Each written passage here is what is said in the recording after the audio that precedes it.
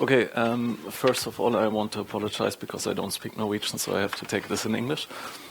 I'm going to talk to you about the Benthic communities in the Lofoten-Vesterålen region, which is part of my PhD, which I'm taking at the University of Nordland, and that's again part of a bigger project, the LoFe Marine Eco project that studies the whole marine system of the Lofoten-Vesterålen region.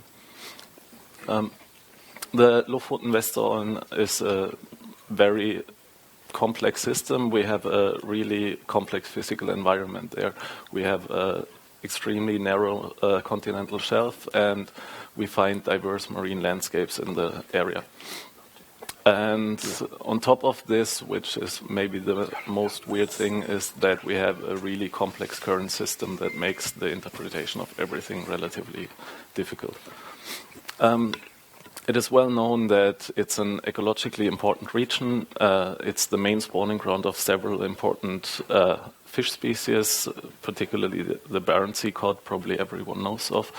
But we also find a high density of marine mammals, and we also find large seabird colonies at these islands.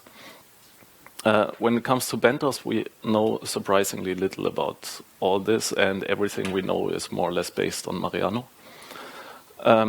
We know that we have high densities of both corals and sponges in these areas, and we also know from video analysis that we have different megafaunal assemblages which are associated with the marine landscape elements we find in this area. But yeah, as I said, generally we have large knowledge gaps about benthic diversity and particularly about the benthic ecosystem functioning.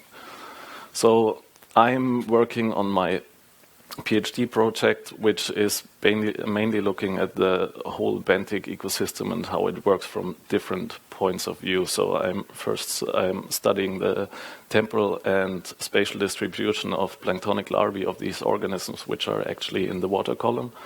I'm also looking at the food web structure in this area, and of course I'm also very interested in the benthic communities in Lofoten and Vesterålen.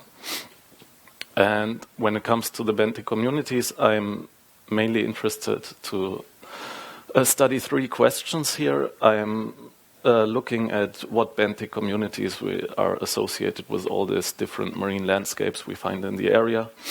I'm trying to figure out what actual spatial scales are relevant to study the benthos here, and I'm also trying to look at the environmental gradients which are structuring the benthic communities.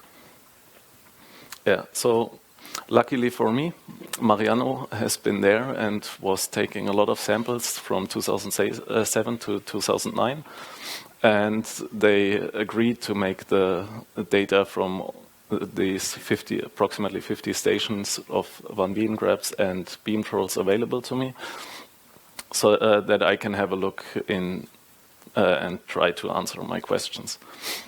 As you can see, it's all rather sampling on a large scale, so we decided ourselves to focus more on this area, that's Hola, which is, in my opinion, a very interesting area because you have a lot of coral reefs, you have a sand wave field, you have really weird currents occurring there. So I think it's a really interesting area. So we went there in 2014 and 2015 and sampled benthos with the same methods on a smaller scales. We chose to do two different sampling scales. That's the red stars. We did one transect that crosses the whole shelf through Holla from close to the coast to almost a shelf break. And then we also choose two small scale sampling areas. These are the black boxes, one in Holla and one in a close by fjord, where we sampled really on a small scale, where we took 15 stations of infauna and 5 beam trolls. Yes, so unfortunately, until now, we're still processing these samples, so at the moment I can only talk about some results based on the MAREANO data. And when we look at this, we found MAREANO found in the infauna approximately 700 different taxa, and they are according to the different marine landscapes, they are most diverse in the marine valleys and the shallow marine valleys. When we look at the abundance and biomass, we see a similar picture for both. And as we have heard before from Anne-Helene, we have, particularly in the marine canyons, it's quite surprisingly high values we see here. When we look at the same graph for epifauna, it looks a little bit different. We find on average less taxa in the different marine landscapes, but it's more equally distributed over the marine valleys, the continental slope, and also the marine canyons. And looking again at the epifauna and at the abundance and the biomass data, we can see that the marine canyons again have a very high abundance, but also the continental slope has quite high values here. And we can also see that the continental slope has extremely high values when it comes to biomass. And again, as mentioned by Anne-Helene before, that's just there were some samples which a lot of sponges which are just very heavy. Yes, so I looked at this data also from a multivariate perspective, and that's probably quite hard to understand if you have never seen it, but basically this is a method. You take all the abundance, in this case abundance data of all samples you have analyzed, and this method arranges them according to their similarity. So it just means every point in this graph is one sample which was analyzed, and the closer two points are together in this plot, the more similar the samples are.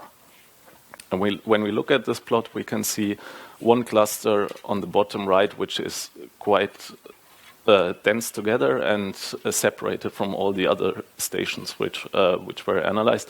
And so, not surprisingly, but when I looked in the data, it's all the stations which were below 550 meter depths, and all the other locations are shallow. Looking at the same for the epifauna, we see again a separation in kind of two groups. We have a cluster on the left side and a more widespread pattern on the right side. And here on the left side, we see that all the samples from a depth shallower than 550 meters are in there. Only one of the shallow stations clusters with the others. But beside this, we have again this clear separation at 550 meters. So just to put this all together again, we found a high number of taxa in the marine valleys, particularly for the infauna. We have very high abundances in the marine canyons for epifauna and for infauna.